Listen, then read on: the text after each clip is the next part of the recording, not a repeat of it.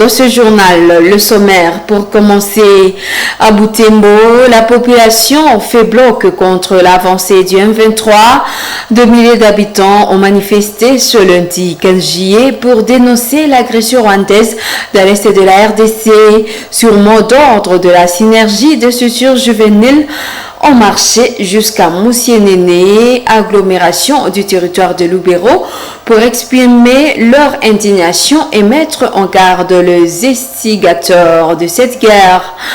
Et les coordinations de la société civile du Grand Nord plaident pour que le gouvernement congolais accorde plus de pouvoir d'action aux jeunes volontaires d'Iwazalendo dans les combats contre les rebelles du M23.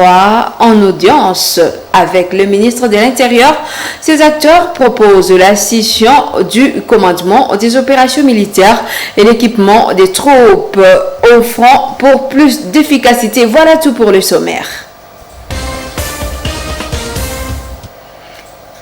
Et bienvenue au détail. Manifestation populaire contre l'agression rwandaise en ville de Butembo. Ce lundi 15 juillet, les manifestants constitués de militants, de groupes de pression, mouvements citoyens et autres couches de la société civile ont marché à pied de Butembo jusqu'à Moussienene à la ligne imaginaire et trajet long d'environ 20 km. Une manière pour ces jeunes d'envoyer un signal fort contre l'avancée de l'ennemi.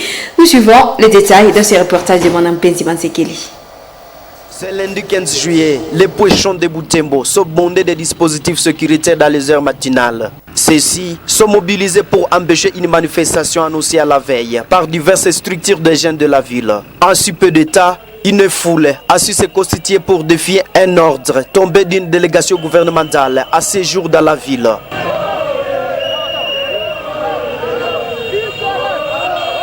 Des milliers, la population de Butembo a répondu à l'appel des mouvements citoyens et groupes de pression et autres structures de jeunes de Butembo pour manifester contre l'agression rwandaise dans l'est de la République démocratique du Congo sous le format M23. Les manifestants ont marché du centre de Butembo jusqu'à Moussienene, une localité du territoire de Lubero, située à plus de 20 km dans la partie sud.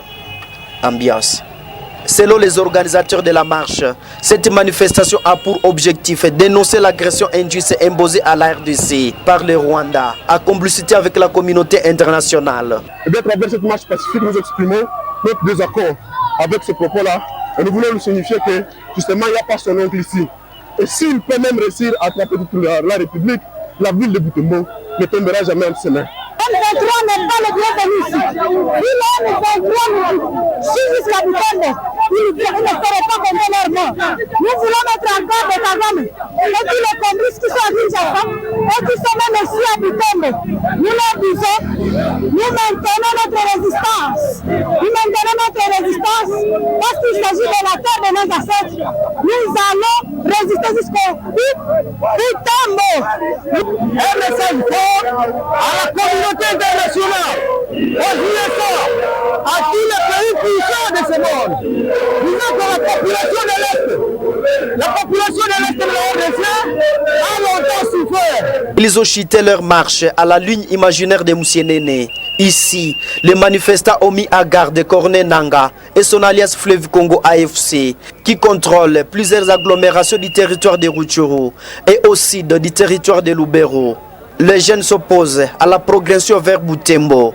Lorsque la population s'élève à une vingtaine de kilomètres à pied, sans manger ni boire, pour venir exprimer au monde entier que nous avons besoin de la paix, c'est une grande force. Ce n'est pas à dire que nous avons peur de ces gens, mais nous voulons les exprimer notre message, que nous ne sommes pas d'accord avec eux, parce que d'abord c'est une armée étrangère, et nous, chez nous, ils ne sont pas des bienvenus, parce que nous avons certainement des problèmes que nous pouvons régler à l'interne, et non pas un autre pays qui peut venir régler nos problèmes à notre place. Voilà. Ces jeunes se sont mobilisés ces jours alors que les USA avaient décrété une trêve pour permettre aux humanitaires d'accéder aux victimes de la guerre. Et notre reporter a constaté une paralysie des activités socio-économiques ce lundi 15 juillet en vue de Butembo suite à cette manifestation. Le commentaire de Luciana Msiviroa dans ce reportage d'Enzanzoïnta Samuel. Paralysie d'activité au centre-ville de Butembo, c'est lundi 15 juillet. Les portes de boutiques et magasins sont restées fermées. Cette situation fait suite à l'appel des groupes de pression et mouvements des jeunes à une journée sans activité. Des agents de l'ordre étaient déployés dans plusieurs coins stratégiques de la ville. À l'artère principale et dans des avenues, les boutiques et magasins sont restés fermés jusqu'au soir. Certaines personnes étaient assises devant leurs portes de boutique. Même situation du côté des officines pharmaceutiques sur avenue Kiombouin. Même les petits commerces n'ont pas tourné normalement, comme on peut le constater ici, au marché central où des étalages étaient vides. Des stations de carburant n'ont pas fonctionné. Seulement, quelques vendeurs de produits vivriers ont étalé leurs marchandises devant des portes fermées sur l'avenue Matokeo. Les institutions d'enseignement supérieur se sont aussi conformées à cet appel. Cette paralysie d'activité à Butembo a été observée à ces jours où la synergie des groupes de pression et la jeunesse ont demandé de manifester contre la progression des rebelles du M23 et les sécurités dans le Grand Nord Kivu. De Luciana Moussivi-Roy. Autre chose dans cette édition, une délégation de quelques ministres et élus nationaux conduite par le vice-premier ministre de l'Intérieur, Sécurité et Affaires coutumières ont bouclé son séjour à Butembo ce lundi 15 juillet en mission de combattion et de compréhension du contexte sécuritaire. Jacqueline Chabani promet que le gouvernement pourra évaluer la situation pour envisager la restructuration et la mise en place de nouvelles stratégies contre la progression du rebelle du M23. Je le talis. Reportage. Arrivé à Butembo le samedi 13 juillet, le vice-premier ministre et ministre de l'Intérieur, Jacquemin Chabani, a chapeauté une forte délégation. À ses côtés, son collègue du développement rural, Moïno Zangi Butondo, et le ministre en charge des affaires coutumières, Mwami Jean-Baptiste Ndézé. D'autres membres de cette délégation sont les élus originaires de la région, parmi lesquels Mbinoule Mitono, Rémi Mukweso, Adel Bazizane, ainsi que quelques conseillers du chef de l'État. Une mission qui consiste à comprendre les contextes sécuritaires de la région, les enjeux autour de ce phénomène. C'est une mission d'itinérance, principalement à caractère sécuritaire. Vous-même, vous l'avez dit que la contrée connaît des moments difficiles et particuliers. Donc le président de la République et Madame Son Excellence la Première ministre ont jugé utile que nous puissions venir avec les collègues du gouvernement, accompagnés aussi d'une délégation de l'Assemblée nationale, principalement pour échanger avec les forces vives de la ville et de la contrée, prendre les informations utiles, mais aussi les réconforter, les rassurer qu'ils ne sont pas seuls, abandonnés, que le gouvernement de la République s'implique davantage pour mettre fin à toutes ces difficultés, mettre fin à cette guerre et pour que le retour de la paix soit effectif. Les enjeux compris après plusieurs consultations avec des membres des couches sociales, le ministre compte soumettre la question pour évaluation de la situation afin d'envisager la restructuration et la mise en place de nouvelles stratégies contre la progression des rebelles du M23. Le président de la République, commandant suprême des forces armées, a convoqué le Conseil national de défense depuis bientôt une semaine. Les différents responsables aussi qui sont ici en opération ont été rappelés à Kinshasa. Les réunions se poursuivent et dans un délai assez bref, les conclusions de cette réunion vont faire l'objet de cet espoir-là que vous attendez en termes d'évaluation, de restructuration et de la mise en place d'une nouvelle stratégie. Cette mission intervient dans un contexte d'avancée du M23 à la base des manifestations dont l'une ce même lundi 15 juillet. À l'issue de celle-ci, les structures de la société civile de Butembo ont effectué une marche de plus de 20 km à pied de Butembo à Moussienene en territoire de Lubero.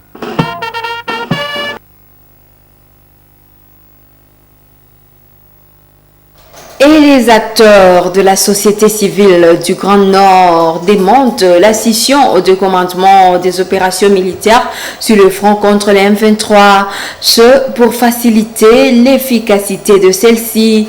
Ceci est l'une des recommandations des acteurs de ces structures citoyennes au vice-premier ministre et ministre de l'Intérieur et Sécurité en ce jour à Butembo, le dimanche, au cours d'une consultation à Butembo. Des détails dans ce reportage de Joël Tali, rendu par Isabelle Wangaïmouka. Depuis l'après-midi de dimanche, le vice-premier ministre, ministre de l'Intérieur et Sécurité, consulte à Butembo différentes couches sociales de cette ville et celles de la ville voisine de Beni, ainsi que celles venues du territoire de Beni et territoire de Lubero. Recevant les différents noyaux, les acteurs de cette structure citoyenne ont soulevé plusieurs problèmes relatifs au contexte sécuritaire dans la région. Entre autres difficultés entravant la sécurité, les acteurs des 4 coordinations ont relevé la faible implication de la jeunesse dans l'opération. Le représentant de la population du Grand Nord demande une formation militaire pour constituer un appui aux forces loyalistes. Estimé qu'il a été, parce que d'abord sa présence, nous avons estimé que c'est une visite fraîche qui vient à bon point et il a rassuré qu'il va canaliser tous les points que nous avons donnés. Surtout à notre niveau, nous avons promis de collaborer avec tous les services, notamment en mettant en place une surveillance à base communautaire en ce qui concerne l'encadrement de ces jeunes, où tout le monde se réveille aujourd'hui, s'appelle Mzalendo, et on ne sait plus distinguer ces gens. C'est pour ça que nous avons plaidé pour l'ouverture des centres de formation au travers lesquels nous pouvons facilement les encadrer, les répertorier et les... Van Katiwa transmet la désolation des 4 coordinations de la société civile du Grand Nord quant à la progression de l'ennemi. Ces acteurs demandent aux autorités militaires de scinder le commandement des opérations contre le M23. Avec la supervision des commandants opérationnels, la société civile voudrait que les Wazalendo aient une certaine autonomie sur les fronts. Il a été question pour nous, les 4 coordinations du Grand Nord Kivu, de venir présenter au vice-premier ministre le contexte sécuritaire. Bien sûr, il est connu presque de tous, mais il fallait quand même qu'on l'approche pour lui expliquer certains faits que nous constatons sur le terrain et lui présenter nos desiderata qui se sont résumés à 3 grands points. Le premier point, il fallait que nous puissions plaider pour la scission du commandement des hommes, des troupes qui sont au front, notamment les Wazalendo et les FARDC, tout en renforçant leur logistique en munitions comme en nourriture. On voit l'énergie de la jeunesse de Butembo et on s'est dit cette jeunesse, on peut la capitaliser autrement. Pour arriver à canaliser les énergies de cette jeunesse, il fallait complète, parce qu'il y a plusieurs équipes qui ont le souhait d'aller combattre aux côtés des FARDC. Mais avec quelle formation? C'est comme ça que nous avons demandé au vice-premier ministre à charge de l'Intérieur, qui était évidemment accompagné du vice-ministre de la Défense, pour qu'en rentrant à Kinshasa, ils puissent aller voir dans quelle mesure ils peuvent nous aider à mettre ici sur le terrain ce que nous appelons le centre de formation militaire, où on peut orienter les jeunes plutôt que de les amener plus loin, qu'ils soient formés au niveau d'ici et directement entrer sur la ligne de front parce que le pays est agressé. Des recommandations que la société civile a promis accompagner par des actions dans leurs différentes coordinations. Parmi celles-ci, la surveillance à base communautaire pour freiner l'infiltration de leurs entités.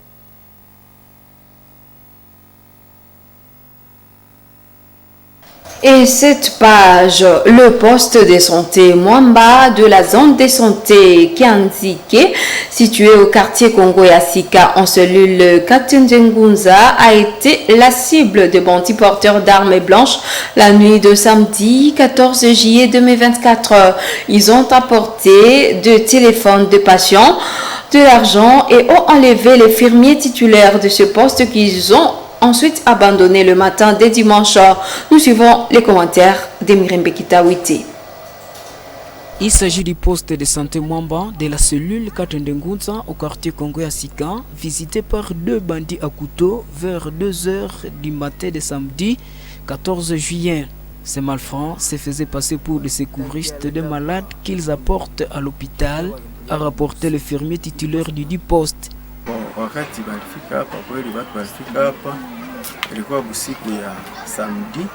C'était le samedi en 2h06 la nuit. Des garçons en tenue civile, sans armes à feu, mais avec des couteaux. Ils se faisaient passer comme secouristes, apportant un malade. Ils avaient expliqué qu'ils étaient à guerre dans le cimetière de Brazza.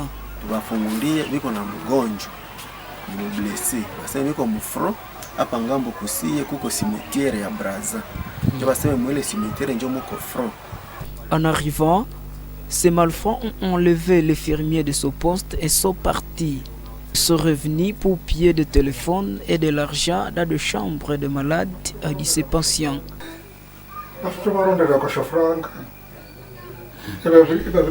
Ils demandaient de l'argent après avoir bloqué les fermiers. C'est après qu'ils ont poussé nos portes et emporté nos téléphones et quelques sommes d'argent.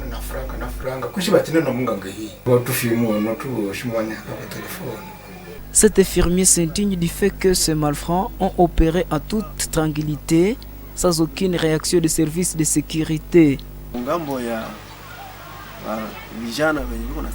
Pour les jeunes qui disent qu'il faut des patrouilles, c'est étonnant. Nous avons parcouru une grande distance, mais nous n'avons vu personne. Nous avons traversé des coins chauds, pensant que je vais rencontrer les résistants, mais en vain, que les autorités fassent de mieux pour trouver d'emploi aux jeunes. En voyant ces jeunes, ils ne sont pas de bandits, sauf qu'ils manquent des occupations et ils n'ont pas d'argent. C'est pourquoi ils se livrent à la boisson alcoolisée. Vraiment que les autorités trouvent solution en créant d'emplois aux jeunes. Ces postes de santé se trouvent dans la zone de santé de Butembo. Lancement de l'examen national de fin d'études professionnelles ENFEP ce lundi 15 juillet 2024. Cet examen national vise à octroyer des diplômes nationaux aux apprenants des centres de formation de pratique de métier. Le lancement de cet examen national a eu lieu au centre Waikiko, connu comme Butembo 2. Nous suivons les détails avec Delphine Vouya. À partir de 8 h, tous les apprenants affectés au centre Butembo 2 étaient déjà présents au centre Waikikyo. Ils y sont pour participer au lancement officiel de cet examen édition 2024. Cette grande salle du centre Waikikyo a servi de cadre pour cette cérémonie. Les autorités provinciales de l'enseignement professionnel et métiers et l'autorité urbaine étaient présents à ces activités.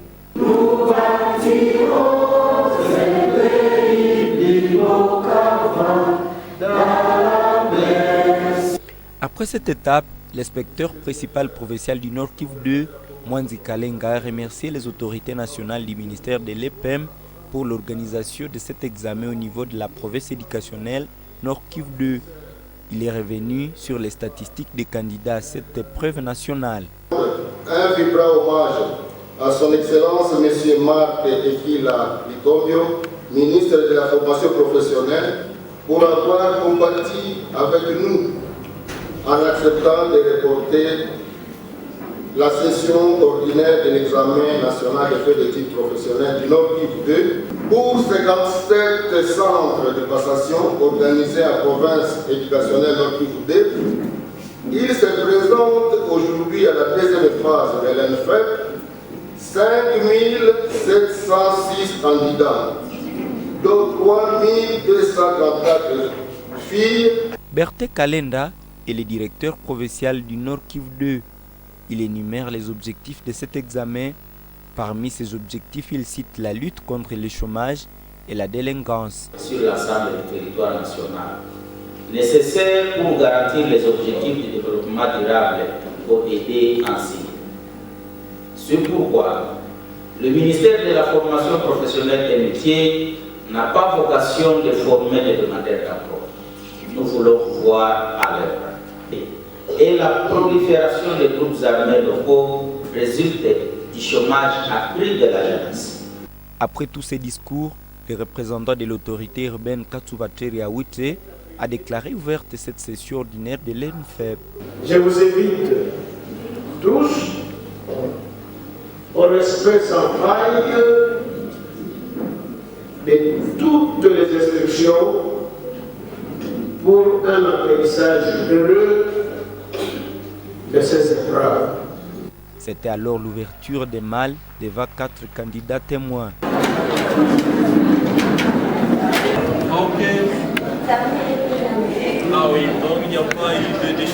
Certains centres des zones sécurisées ont été délocalisés vers les milieux supposés calmes et les déplacés ont été reçus dans les centres des milieux d'accueil.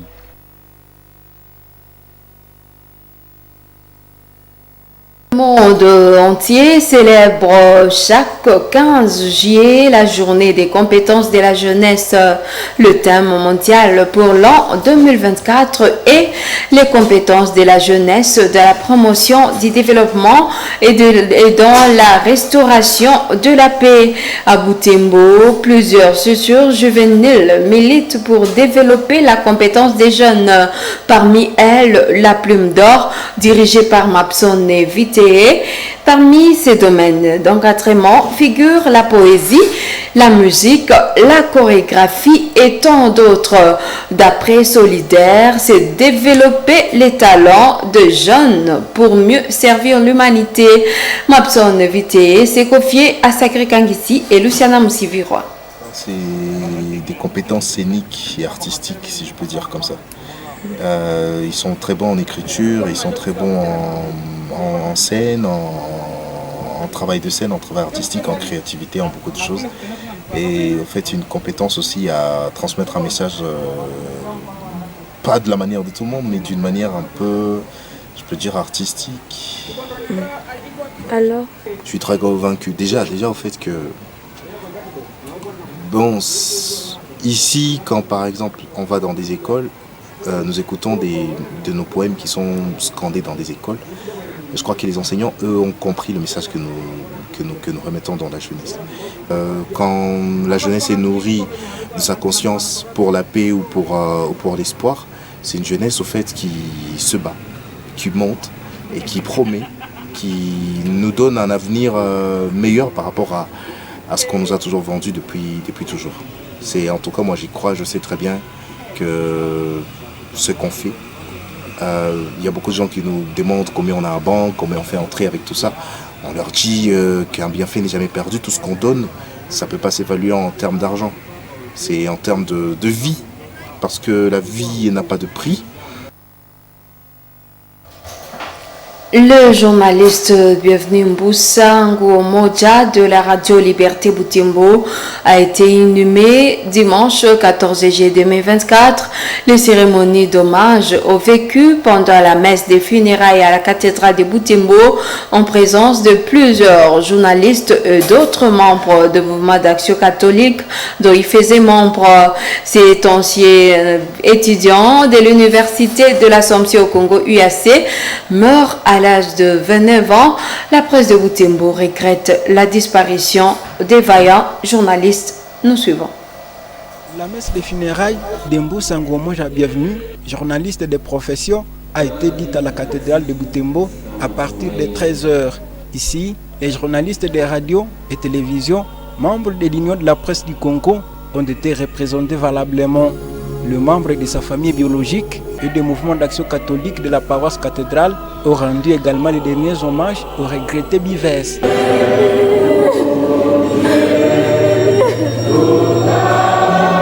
À l'occasion, la presse de Butembo a exprimé sa désolation des peintres et vaillants journalistes, même sentiment de désolation et de déception manifesté par ses confrères journalistes de la radio Liberté Butembo. Mate Faustin, rédacteur en chef à cette station, a fait savoir que Bivès Mboussa était disponible à chaque instant pour le service de la radio. C'est une perte irréparable a-t-il expliqué. Cher Moussa, bienvenue. Tu nous guides sitôt alors que notre radio et tous les auditeurs de la radio Liberté Butembo avaient encore besoin de ton service. Moussa, bienvenue. Tu nous laisses un vide difficile à remplir. Tu as été fidèle à ton poste. Tu répondais toujours présent en cas de besoin. Tu étais toujours sur le terrain pour accomplir ta mission de délivrer aux auditeurs des informations sûres. Après la messe, le journaliste Mboussa Ngomoja Bienvenue a été conduit au cimetière familial à Boutouhé. L'illustre disparu meurt pendant qu'il exerçait le métier de journaliste à la radio Liberté Butembo. Bienvenue Ngomoja Bibi Vince fut animateur de plusieurs émissions culturelles à la radio Graben, à la radio Mutembo, mais également à la radio Canal 8 Congo. Paix à son âme. C'est d'ailleurs cette page funèbre qui boucle ce journal. Merci à vous de l'avoir regardé.